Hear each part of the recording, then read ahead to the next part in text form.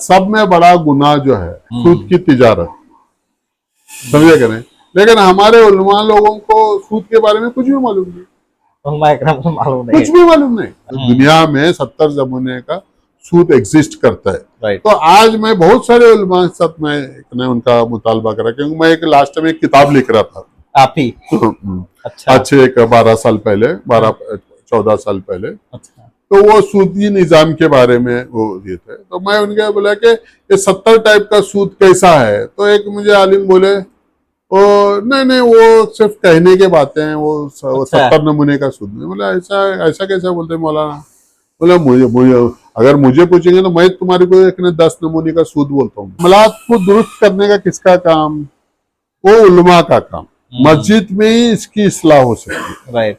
एक मुस्लिम personal law है, मस्जिदों के अंदर एक ऐलान कराते रहते हैं लाइट बंद करो, ये बंद करो, ये क्या है? अब इसको क्या है, बेवकूफी नहीं तो और क्या बोलेंगे आप? राइट, वो तो है। हाँ, लाइट बंद करो, थाली बजाओ, फिर मोदी को हम हंसने का क्या मतलब हुआ? आज मुस्लिम पर्सनल लॉ बोर्ड है, उसका एक नहीं, उनका जो मकसद है वर्ड्स एंड डीड्स स्ट्रक्चर है। आज उन्होंने क्या कर रहे हैं, आज पर्सनल लॉ के अंदर है कि नहीं, जब 3 तलाक का मसला है तो कुछ नहीं कर सके। हाँ, जब वो इसका हिजाब का मसला है तो वो कुछ नहीं कर सके। लेकिन मुसलमान है तो ही देती है। राइट। क्योंकि हिंदू कभी भी मुसलमान को वोट भाला नहीं चाहता, नहीं तो भाते ही नहीं। समझो, 1 मैन 1 वोट के हिसाब से मुसलमान तो कभी मेजॉरिटी में होने वाले नहीं होने वाले। एआई आने के बाद में जॉब कट अमेरिका में भी है, कनाडा में भी है, यूरोप में भी है, ऐसा सब जगह आ रहा है। अब कौन भी देखिए सैलरी देना बोले तो एक जो एम्प्लॉय है उसे देना बोले तो उससे कुछ फायदा, उसे फायदा नहीं। जो काम कंप्यूटर कर सकता है वो काम उसको रख के क्या फायदा? रख के फायदा तो है। अभी आने वाले दिनों में ड्राइवरलेस कार आने वाले हैं, वो तो है, अभी ऑलरेडी आ चुके हैं। तो ऐसा ये होने वाला। तो ये सब चीजों के लिए क्या है कि ये सब दुनिया में जो हो रहा है इसमें मुस्लिम माशरा कैसा, इसमें मुसलमान जो है इसको कौन से नजरिए से देखना, ये बहुत इम्पोर्टेंट है। बिल्कुल, ये जो भी चीज हो रही है, हाँ, ऐसा जो भी ये हो रहा है, डेवलपमेंट हो रहा है, क्योंकि ये डेवलपमेंट तो खाली खास मुसलमानों के लिए तो नहीं है, पूरी दुनिया है। और ये क्या मजहब नहीं है, ये वो तो है ना, ये साइंस है। राइट। तो साइंस जो है it is bound to develop. वो हमारा टेक्नोलॉजी बढ़ने वाली, लेकिन हम इसे किस तरह से देखना है वो हमारे को तय करना है। बिल्कुल। और हमारा रास्ता हम कैसा ये करना है। तो इसके लिए क्या है कि हमारे मुस्लिम लीग का जो एक मॉडल हमें जो बना है, हमारे कुरान को साथ में लेते हुए, हमारे मजहब को लेते हुए, और जो मॉडर्न टेक्नोलॉजी को एक कॉम्बिनेशन, हमारा 1400 साल का ये इस्लाम और आज के मॉडर्न को, इसको इसका एक ये करना, कैसा इसको कंपेटिबिलिटी बनना, इसको कैसा है कि आज के तारीख में कैसा कौन से लेवल के ऊपर हमारे को ये करना है। हमारे को एक न एक बहुत एक तरीके से हमारे को सोचना पड़े। बिल्कुल, वो तो है। तो सर इसी के चलते मैं आपको अगला सवाल ये पूछना चाहता हूँ कि आपके नज़दीक अब मुस्लिम सियासत का मुस्तकबिल कैसा लगता है आपको, कैसा दिख रहा है? नहीं देखो, यहाँ इंडिया में जो है ये 1 मैन 1 वोट आया, तो 1 मैन 1 वोट के हिसाब से मुसलमान तो कभी मेजॉरिटी में होने वाले नहीं होने वाले। पहली बात तो ये सोच के चलो। दूसरी बात क्या है कि हम मुसलमान जो है बोलता है हिकमतन, थोड़े लोग कुछ बोलते हैं, लेकिन अगर मुझे पूछेंगे तो मैं बोलूंगा डर। मुसलमान जो है सेक्युलरिज्म का चोला पहने, सेक्युलरिज्म और सेक्युलरिज्म करके करे तो आज जहाँ पे भी अभी हम कांग्रेस में या सेक्युलर, कोई भी सेक्युलर पार्टी, जनता दल हो, ये हो, जहाँ कांग्रेस हो, जनता दल हो या कोई भी पार्टी हो, मुसलमान को उसी जगह में सीट देती है जहाँ मोर देन 40-50% मुसलमान है तो ही देती है, राइट। क्योंकि हिंदू कभी भी मुसलमान को वोट भालना नहीं चाहता, नहीं तो भाते ही नहीं, भाते ही नहीं। समझे कि नहीं। कई जगह पे ऐसे हैं कि वहां पर हिंदू भी मुसलमान को डालते हैं। वो सिर्फ है कि नहीं, केरला में होता है और सिर्फ तमिलनाडु में होता है, और सिर्फ मुस्लिम लीग को होता है और किसी को होता नहीं। अच्छा, आपके मुस्लिम लीग के जो पार्टी के कितने अभी मेंबर्स हैं पॉलिटिक्स में, जो अभी हैं? अभी नहीं, हमारे लोकसभा में जो है, लोकसभा में उसमें हमारे 3 एमपीज हैं। 3 एमपीज हैं अभी? हाँ, तो 2 केरला से आते हैं, एक तमिलनाडु से आते हैं। एक तमिलनाडु से, अच्छा, माशाल्लाह। और राज्यसभा में जो है 2 एमपीज हैं। 2 एमपीज हैं, तो टोटल 5 एमपीज हैं।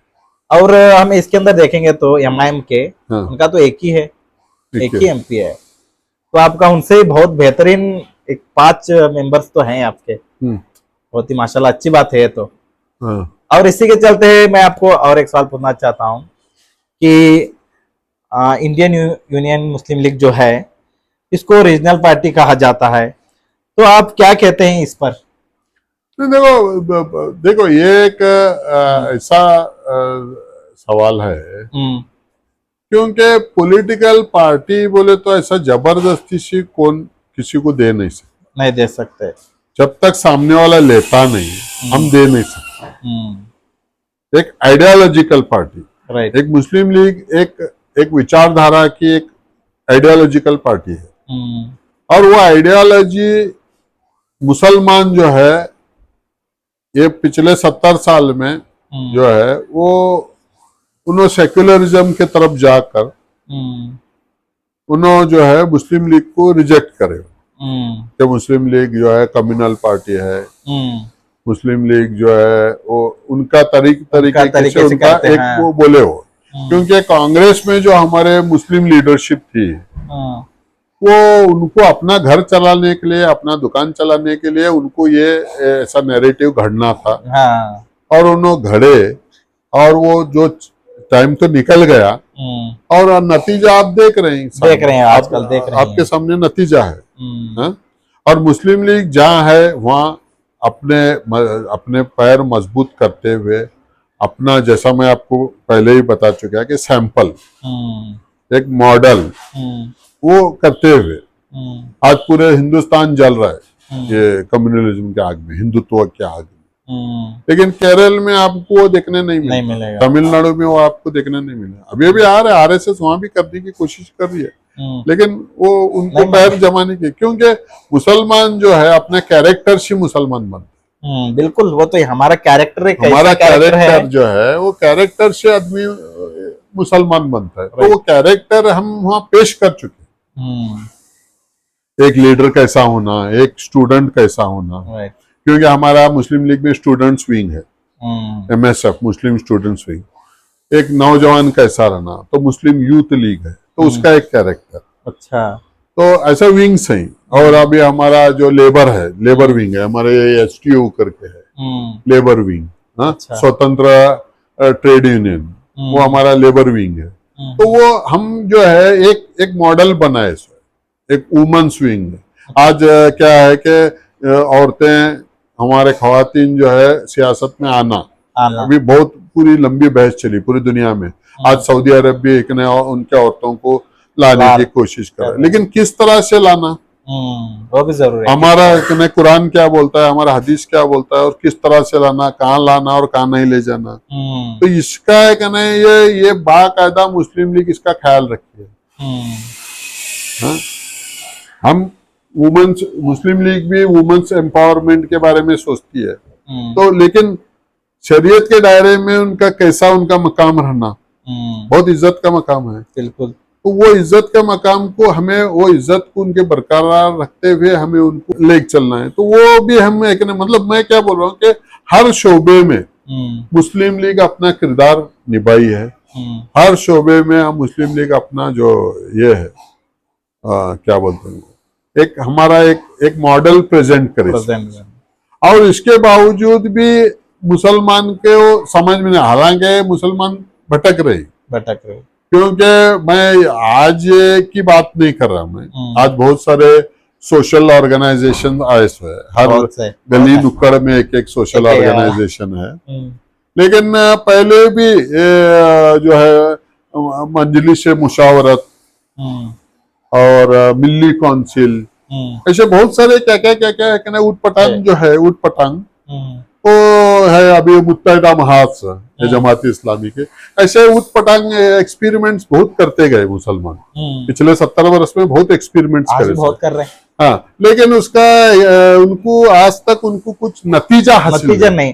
देखो अलग हमारे में अलग अलग होंगे तो उसका नतीजा नहीं मिलेगा, क्योंकि हम साथ मिलकर चलेंगे तो उसे कुछ ना कुछ नतीजा मिलेगा। नहीं, देखो उसका जो काम है, ये बिल्डिंग है, ये बिल्डिंग का स्ट्रक्चर में अगर फॉल्ट रहेगा तो बिल्डिंग तो आप कितनी भी ऊंची बना लो वो टूटेंगी एक ना एक दिन, वो तो है ही, समझेगा ना, इनका स्ट्रक्चरल फॉल्ट है, समझेगा ना। आज मुस्लिम पर्सनल लॉ बोर्ड है, उसका है कि नहीं, उनका जो मकसद है वर्ड्स एंड डीड्स, उनका जो ये है उसका स्ट्रक्चर है। आज उन्होंने क्या कर रहे हैं, आज पर्सनल लॉ के अंदर है कि नहीं, जब 3 तलाक का मसला है तो कुछ नहीं कर सके, हाँ, जब वो इसका हिजाब का मसला है तो वो कुछ नहीं कर सके। लेकिन एक मुस्लिम पर्सनल लॉ है, मस्जिदों के अंदर एक ऐलान कराते रहते हैं, लाइट बंद करो, ये बंद करो, ये क्या है? अब इसको क्या बेवकूफी नहीं तो और क्या बोलेंगे आप? वो तो है। हाँ, लाइट बंद करो, थाली बजाओ, फिर मोदी को हम हंसने का क्या मतलब हुआ? हम जो मोदी के ऊपर उंगली उठाए थे, अब मोदी से बदतर काम इन्हों कर रहे हैं। अब मोदी तो गैर है, मोदी को तो उसे कुछ ये नहीं है, वो सब मतलब यहूदियों का पिट्टू हो बन को फिर रहा है, लेकिन इन्हों कैसा होने वाले? सही है, बिल्कुल सही है। तो सर मैं इसी के चलते हुए अगले सवाल पर चलता हूँ कि आपको अगला सवाल ये है कि अवाम क्यों नहीं चाहती कि उलमा इकराम सियासत में आए? नहीं, अवाम चाहती है। देखो कैसा है, देखो आज के तारीख में मुसलमान जो स्टेज पे आया है, स्टेज पे आया नहीं बल्कि लाया गया है हमारे सियासी गलतियों की वजह से। और ये सियासी गलती आज हुई नहीं है, पिछले 150 साल, पौने 200 साल से हमारी सियासी गलतियां पहला होते आज जो हम आके पहुंचे हैं, तो वो उसके नतीजे में आज आम आवाम जो है वो चाहती है कि हमारा कोई एक लीडर हो, क्योंकि ग्लोबली हमारे ऐसा नहीं कि बेलगाम की बात हो रही है या बेंगलुरु की बात हो रही है या बॉम्बे की बात हो रही है, ऐसा नहीं। आज पूरे दुनिया में मुसलमानों को कोई रहनुमा नहीं, एक लीडर नहीं है, दुनिया में ही नहीं है। तो आज अवाम चाहती है। अब उलमा लोग जो है उसका है कि नहीं, उन्होंने जो है उन्होंने अपने, देखो लीडर का मतलब क्या है, लीडर का डेफिनेशन क्या है? लीडर का मतलब है हर एक को लेकर चले, एक बड़ा आदमी। बड़ा का मतलब फॉर एग्जाम्पल अभी आप एक 5 फीट के आदमी है, तो आपको आगे का दिखेगा, राइट। अगर मैं 6 फीट का आदमी ठहरूंगा तो मेरे को और उससे आगे का दिखेगा, राइट। तो लीडर बोले तो जितना बड़ा होता है, जितने बड़े एलिवेटेड पोजीशन में रहता है, तो उतना आगे का उसको दिखना, फार साइटेडनेस, राइट, दूरदृष्टि जो है, फार साइटेडनेस है, वो लीडर का डेफिनेशन, राइट। अभी हमारे उलमा के पास, इनके पास तो तालीम होती नहीं, वो मदरसे के अंदर उन्होंने जो है वो जो हमारे जो सूर्य उन्होंने रटा के आए रहते हैं, वो हिसाब से उनके पास विजन नहीं रहता। अब सियासत क्या है, वो सब मकर फरेब का खेल है, तो वो नहीं समझ सकते और वो उनके जाल में सपड़ते हैं। तो कौम में एक नहीं, जब देखो आदमी को क्या है ना, हमारे को आज मैं एक बीमार आदमी हूँ तो मुझे एक नहीं, वो डॉक्टर कौन से मजहब से रखता है, शराब पीता है, वजू करता है, हमारे को लेके क्या करना है, मेरे को गोली दिया, मैं आराम हुआ, बस। तो आज लीडर एक कैसा भी हमारे को लीडर एक्सेप्टेबल है, प्रोवाइडेड दैट कि ही शुड, उन्होंने जो है एक रिजल्ट आना, हमारी को जो तकलीफ है उसका रिजल्ट आना चाहिए। रिजल्ट आ रहे हैं, हमारे जितने भी हमारे जो भी एक्सरसाइज हो रही है, सियासी एक्सरसाइज हो रही है, तो मैं यही बोल रहा हूं, मैं भले ही छोटा क्यों नहीं होता, छोटा क्यों नहीं होता, मैं ये नहीं बोल रहा कि बड़ा, छोटा क्यों नहीं होता कि हमारा मुस्लिम लीग के आइडियोलॉजी का रिजल्ट है, काम करने के बाद भी एक रिजल्ट आना चाहिए। बिल्कुल, वो तो आना चाहिए। बगैर रिजल्ट के आप काम करने का मतलब ही नहीं। अगर अब मैं एक दुकान खोल के बैठा हूं, मैं अगर शाम तक मेरे दुकान प्रॉफिट मेरे को कमा के नहीं दिया, तो मैं वो दुकान में बैठने का मतलब नहीं है, कुछ नहीं है। समझेगा नहीं। तो आज जितनी भी हमारे एक्सरसाइज हो रही है, चाहे सोशल एक्सरसाइज हो रही है, चाहे पॉलिटिकल एक्सरसाइज हो रही है, या हमारी मजहबी एक्सरसाइज हो रही है। अब फॉर एग्जाम्पल, आज हमारे कौम के अंदर जो है, हमारे जो है लेवा देवी जो है, हमारे मुसलमानों में लेवा देवी के मामलात में जो है बहुत कमजोर है। बिल्कुल, बहुत कमजोर। क्योंकि अगर मैं मजबूर हूं, मैं आपके पास कुछ तकाजा करूंगा, आप मेरी मदद करेंगे, तो लेकिन जब लौटाने का जब टाइम आता है, तो मैं आपके साथ झगड़े पाऊं, ऐसा मैं आपके खिलाफ बोलूंगा, हाँ, और देते टाइम मुंह बिंगा करके दूंगा। आप मेरी मदद करें, तो मेरा फर्ज है कि मैं खुशी खुशी आपकी मदद करूं, और जो टाइम बताए उससे टाइम से पहले दूं मैं। तो ये जो मामलात को दुरुस्त करने का किसका काम, वो उलमा का काम। मस्जिद में ही इसकी इस्लाह हो सकती है, राइट, समझे कि नहीं। अगर आज हार्वर्ड यूनिवर्सिटी का अगर कोई ग्रेजुएट है, तो हार्वर्ड यूनिवर्सिटी का ग्रेजुएट बहुत बड़ा बिजनेसमैन हो सकता है, लेकिन जो है मॉरलिटी नहीं है, जो मॉरलिटी नहीं है, वो धंधा पैसा मुनाफा करने का तरीका आपको बोलेगा, वो मुनाफा जायज है ना जायज है उसका काम नहीं है, लेकिन उलमा का काम क्या है, जायज और नाजायज देखना इनका काम है, राइट। और आज तो आप ताज्जुब करेंगे कि हमारा जो सब में बड़ा ब्लंडर मिस्टेक हम जो करे सर, पूरे मुसलमान कौम, उसमें आप और मैं खुद भी हूं, क्या ऐसा नहीं कि हम इससे अलग है, एक कौम के नाते हम सब एक है, कलमा गो भाई है। हमारा ब्लंडर मिस्टेक जो है, आज सब में बड़ा गुनाह जो है, वो है सूद की तिजारत, समझे कि नहीं। लेकिन हमारे उलमा लोगों को सूद के बारे में कुछ भी मालूम नहीं, कुछ भी मालूम नहीं। चलो यहाँ मैं ये नहीं बोल रहा, मैं आजकल देख रहा भी हूँ कि सर उलमा इकराम ही सूद का कारोबार कर रहे हैं। वो कर रहे हैं, छोड़ो, वो इंडिविजुअली वो उनको जो भी गुनाह होगा वो इंडिविजुअली, अगर मैं कर रहा हूँ तो मुझे गुनाह हो रहा है, मैं उसका, मेरे खबर में उसका हिसाब होगा। मैं ये नहीं बोल रहा कि तुम्हारे का काम क्या है कि कुरान के अंदर खुला तौर पे जो लिखा है, हुजूर सल्लल्लाहु अलैहि वसल्लम की हदीस है कि 70 नमूने का सूद जो है आखिरी जमाने में आने वाला, मतलब ये जमाने में दुनिया में 70 नमूने का सूद एग्जिस्ट करता है। तो आज मैं बहुत सारे उलमा के साथ मैं उनका मुतालबा करा, क्योंकि मैं एक लास्ट में एक किताब लिख रहा था, आप ही? अच्छा। अच्छे एक 12 साल पहले, 14 साल पहले। अच्छा। तो वो सूदी निजाम के बारे में वो ये थे, तो मैं उनके बोला कि ये 70 टाइप का सूद कैसा है, तो एक मुझे आलिम बोले, नहीं वो सिर्फ कहने के बातें हैं, वो 70 नमूने का सूद नहीं। बोला ऐसा कैसा बोलते मौलाना? बोला मुझे अगर मुझे पूछेंगे तो मैं तुम्हारे को एक 10 नमूने का सूद बोलता हूँ, बाकी का 60 नमूने का सूद नहीं आता। और चलो वो मैं इनकी बात, हमारे पास ऐसा एक इदारा भी नहीं है पूरी दुनिया में इसके ऊपर रिसर्च करें। हालांकि हमारे करोड़ों अरबों रुपए हमारी ज़कात जाती, कहाँ जाती मालूम नहीं, कहाँ जाती वो मालूम नहीं। हमारे पास इदारे नहीं है। कौम की तरक्की इदारों से होती है। बिल्कुल। आज जैन कम्युनिटी हो या लिंगायत कम्युनिटी हो, आज उनके पास उतने कॉलेजेस, हॉस्पिटल्स, उनके इदारे हैं, तब जाके एक कम्युनिटी है। हालांकि हमारे अंजुमन है, ये है वो है, लेकिन हमारा वो उसमें कुछ बोर्ड अरबों खरबों रुपए की प्रॉपर्टी, लेकिन उसके अंदर हम एक नए नाइंसाफी करने के बाद में हमारे ऊपर अल्लाह जुल्म डाला। बिल्कुल, ये तो अल्लाह का एक अजाब है, अजाब ही है।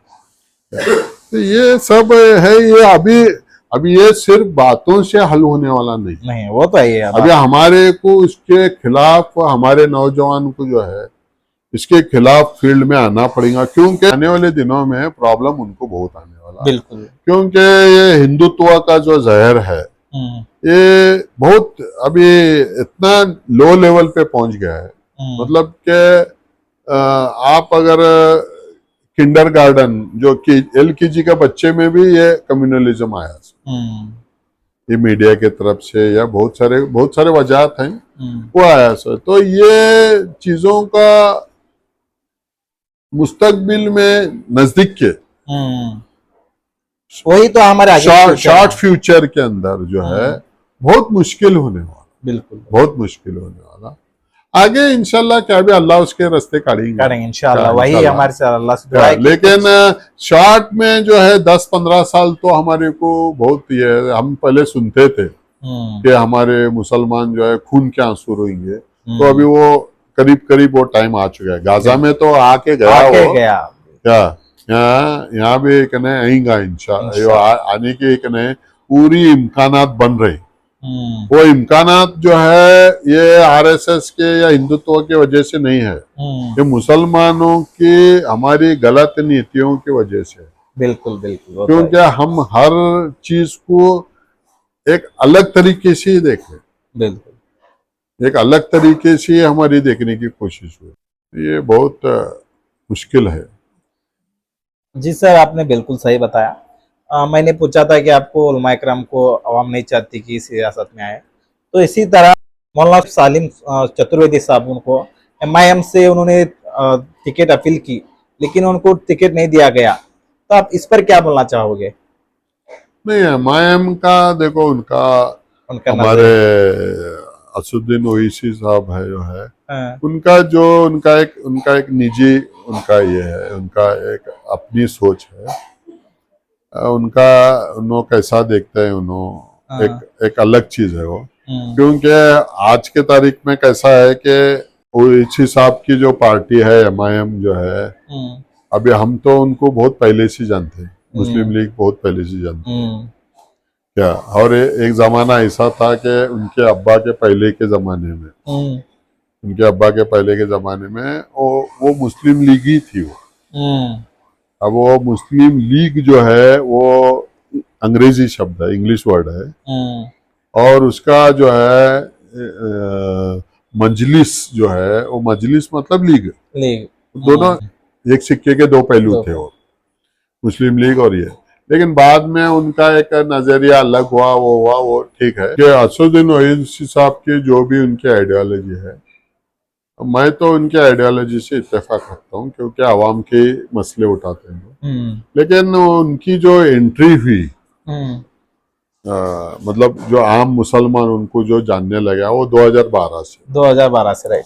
2012 के पहले उनको कोई नहीं, हम जानते थे, हमारी बात अलग है, क्योंकि हम मुस्लिम लीग में है। वो हैदराबाद में उनका पकड़ किया, हैदराबाद सिटी के ऊपर, गोल्ड सिटी के ऊपर, तो वो है। लेकिन उनका जो एंट्री है, और उनके एंट्री जो है पॉलिटिक्स में ऐसा कुछ कामों के वजह से हुई नहीं, उनकी एंट्री हुई मीडिया की वजह से। अच्छा। तो मीडिया में ही डायरेक्ट आने लगे, अच्छे मुकर्रिर है, अच्छे ओरिएटर है, तो वो उन्होंने जो बातचीत करने लगे, और अब उसका फायदा आवाम को कितना हुआ, क्या हुआ, वो आवाम ही तय कर सकते।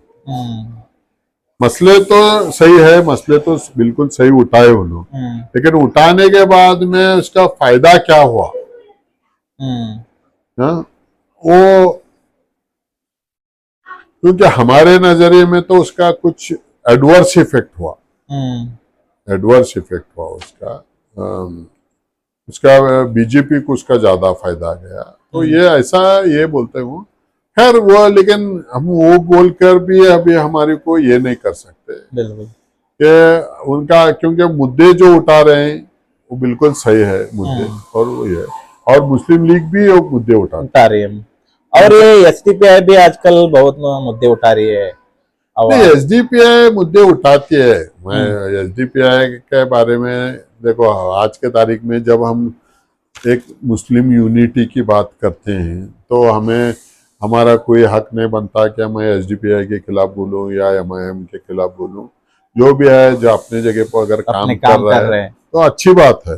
लेकिन बात क्या है कि वो हमारे कौम को उसका टेंजेबल ऐसा हाथ लगाना, हमारे फायदे को ऐसा हाथ लगा के देखना, एक ख्याली पुलाव नहीं रहना। बिल्कुल होता है, समझे क्या नहीं, हम जो चाह रहे हैं, क्योंकि आज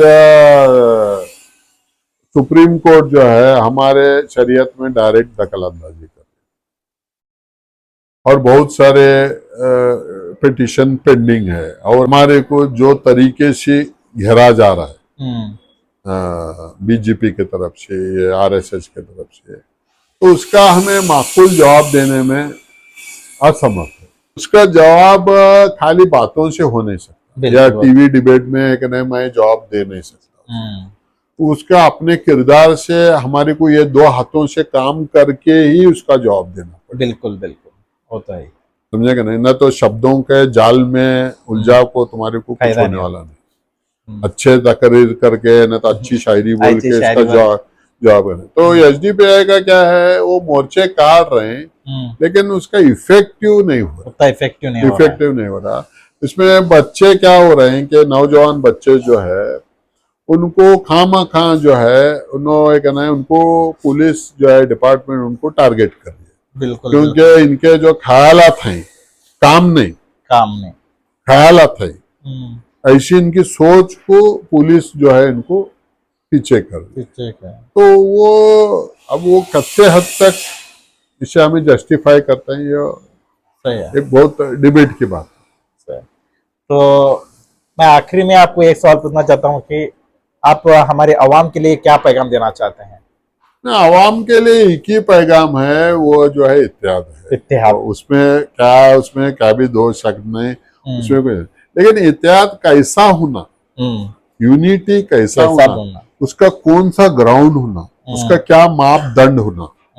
क्योंकि आज आप और मैं जब हम एक यूनिटी की बात करते हैं तो पहला सुन्नी तबलीगी बाद में अहले हदीस ऐसे बात, तो हमारे को उसका डेफिनेशन ही मालूम नहीं है।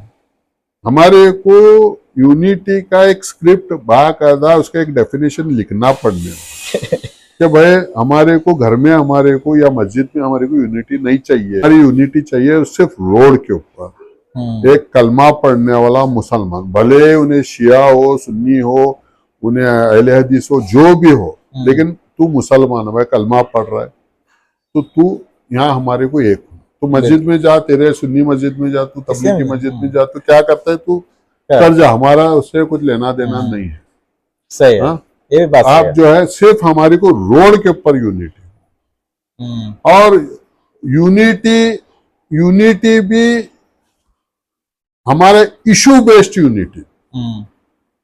अब रोड के ऊपर यूनिटी बोल के भी फॉर एग्जांपल 3 पार्टियां है, एसडीपीआई भी है, उधर से मुस्लिम लीग भी है और इधर से एमआईएम भी है, तो एक आम नौजवान किसको साथ देना, ये भी उनके माइंड में घूमता है। तो सवाल उठ सकता है, एक बाहैसियत इंसान जो है एक ऐसा सवाल उठ सकता है। तो जो पार्टी जो इशू को नतीजे पर जो पहुंचाने वाली है, खाली मैं मोर्चा करा, बड़ा मोर्चा करा, बहुत नारे लगाया, बहुत झंडे लगाया, ये हमारा इशू नहीं। हमारे को नतीजे पर पहुंचना, क्योंकि आज हमारे को सिर्फ नतीजे की जरूरत है, क्योंकि हमारे खिलाफ सिर्फ नतीजे आ रहे हैं। बिल्कुल, कोर्ट हमारे को डायरेक्ट नतीजा दे रही है, पुलिस डिपार्टमेंट हमारे को सिर्फ नतीजा दे रहा है। तो हमारे को भी नतीजा होना है, हमारे को खाली आश्वासन नहीं चाहिए। आज हमारे को हमारे नौजवान को आश्वासन नहीं चाहिए, और इसके लिए हमारे को सिर्फ आश्वासन मिल रहा है, इसके लिए हमारा नौजवान जो है वो आपे से खो रहा है, उसका he is losing his tolerance, उसका जो उसका एक नज्म जब्त है वो खो रहा है, उन्हें एक फ्रस्ट्रेट हो रहा है, वाइल्ड हो रहा है। तो ये सब चीजों को हम आपस में बैठकर हम जो है, भले आज कौन सी भी पार्टी को ये करो, आज MIM का भी एक नए MP बनेगा तो उन्हें वहां कुछ नहीं करने वाला, क्योंकि आज हमारा इलेक्ट्रल पॉलिटिक्स पूरा चेंज हो चुका है। और अभी ये जो डिलिमिटेशन के बाद में जब और MP बढ़ेंगे और भी हमारी अहमियत कम होने वाली। तो ऐसे सूरत में हमारे को नतीजों से ही हमारे को आना है। अगर आपके थ्रू अगर हम बैठ के अगर हम एक हो सकते हैं, ये अब जहां तक हमारी मुस्लिम लीग की मैं दावत देना चाह रहा हूं, तो वो दावत ये रहेंगी कि नतीजा बेस, राइट, नतीजा बेस, इसका जो है रिजल्ट बेस्ड हमारी दावत है। सही है। रिजल्ट निकालने के बाद में ही हमारी दावत, मतलब एक सैंपल मैं तुम्हारे को सैंपल दे के ये हमारी बात।